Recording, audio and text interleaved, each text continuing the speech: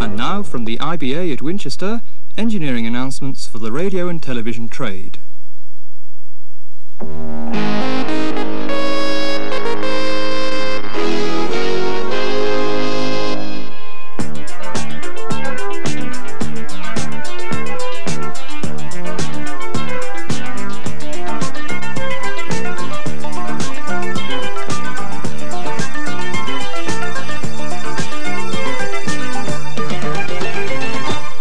Hello again, and welcome to another roundup of news and information for the radio and television trade.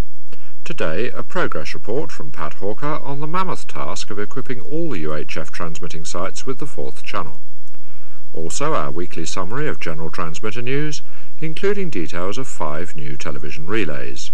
In Derbyshire, Dronfield; in Dorset, Piddle-Trentide and Winterbourne Steepleton; in Wales, Llangynnag; and in Cumbria, Crosthwaite. But first, over to Paul Copel.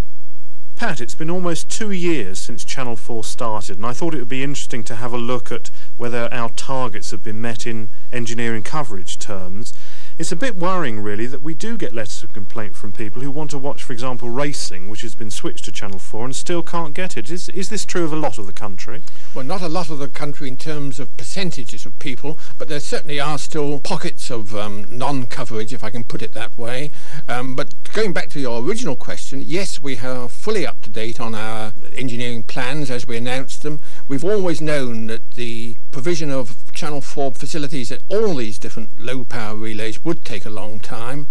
But it seems a little bit unfair that, for example, the people of Plympton near Plymouth can't yet receive Channel 4. Are there any plans for them, for example? Oh yes, they are due to get their station by about next August or so. We've announced, and in fact on Oracle you can see the list of relays that are coming on in 85. By the end of this year there will be about 300 relays still requiring Channel 4.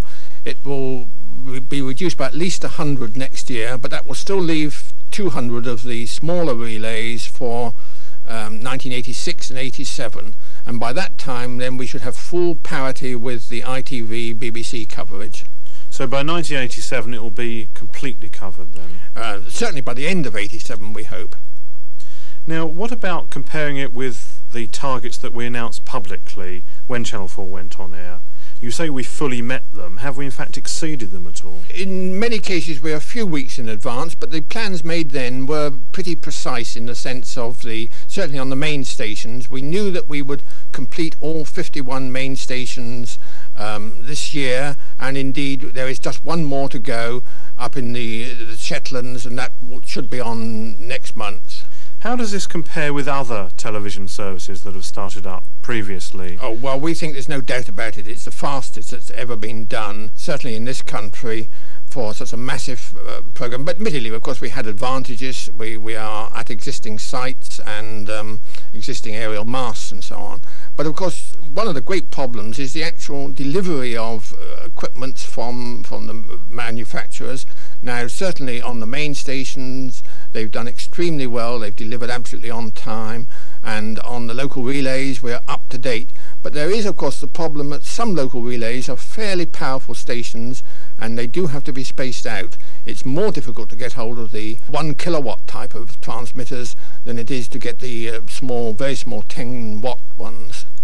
Is it possible to outline the sort of areas that will be covered in 1985, I mean the bigger areas, and what will still be left uncovered that it's still fairly major? Well, you can't really do that because, as I say, there will be at least 100 converted relays next year, and that will bring in an extra 600,000 people. But we're trying to build these up in different regions, and we're trying to make the coverage in each region as near as possible to being the same. So summing up, Pat, you'd say that we've achieved all we said we would, but we've still got a little bit to do. That's very true. Thank you, Pat, and we move straight on to the current batch of Channel 4 conversions at existing stations. Last week, the new service arrived at Kingsbridge in Devon on Channel 50. Official service is from the 2nd of November. Still in Devon, Dartmouth is due to open later this week. About 2,500 people are to benefit on Channel 47. In Cumbria, Milham Park is also due this week. About 8,000 people should be able to tune into Channel 32. The last main station to get Channel 4 is Bressay on the Shetland Isles. The 10,000 or so viewers using Bressay can expect the new service on Channel 32 in 2 or 3 weeks' time.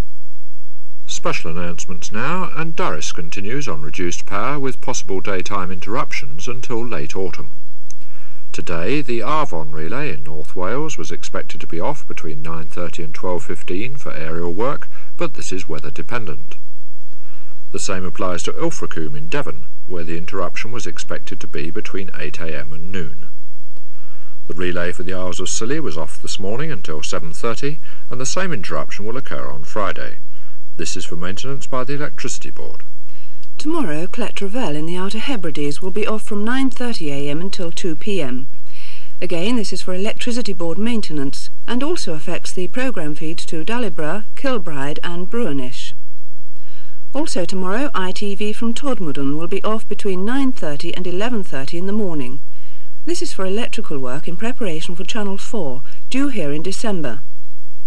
On Thursday, the Avon-Dovey relay will be off between 9:30 a.m. and 3 p.m. for maintenance on the mains supply.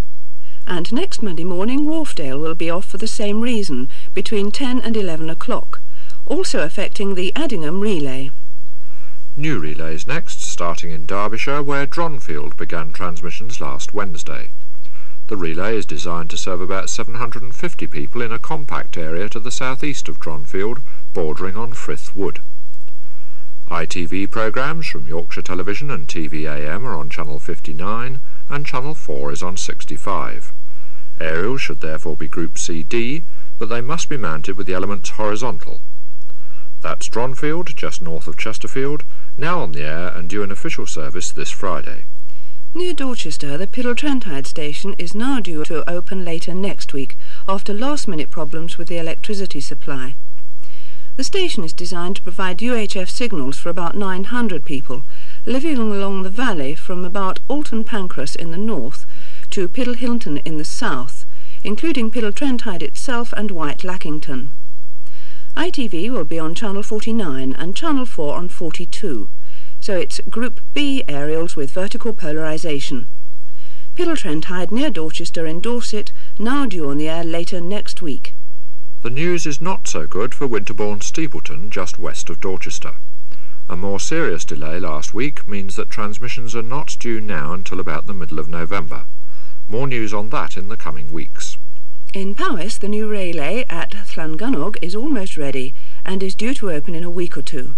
Designed for about 300 people, it's to serve Llangunnog itself and eastwards for about 2 miles along the River Tanat, including Pentry. HTV Wales and TV-AM will be on Channel 65, with S4C on 59. Vertically polarised Group CD aerials will be needed. Llangunnog is expected on the air in a week or two. Near Kendal, in Cumbria, Crosthwaite is also due to open towards the end of next week. About 400 people should benefit in Crosthwaite itself and the rural area along the Gilpin River north to Bulman Strands, and also a southern area towards Cartmel Fell. About 140 people in scattered areas will remain unserved after the relay opens.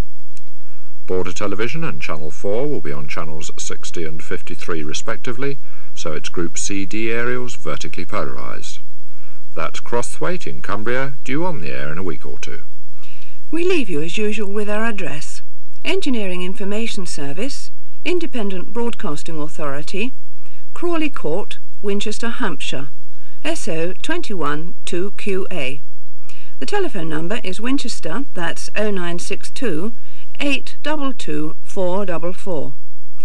In the London area you can ring our Brompton Road number 584 7011, but ask to be put through to Engineering Information. We'll be back again next Tuesday at 9:15 and 12:15. We hope you'll join us then. From John Lovell and myself, Mari Nicholson, goodbye from Crawley Court.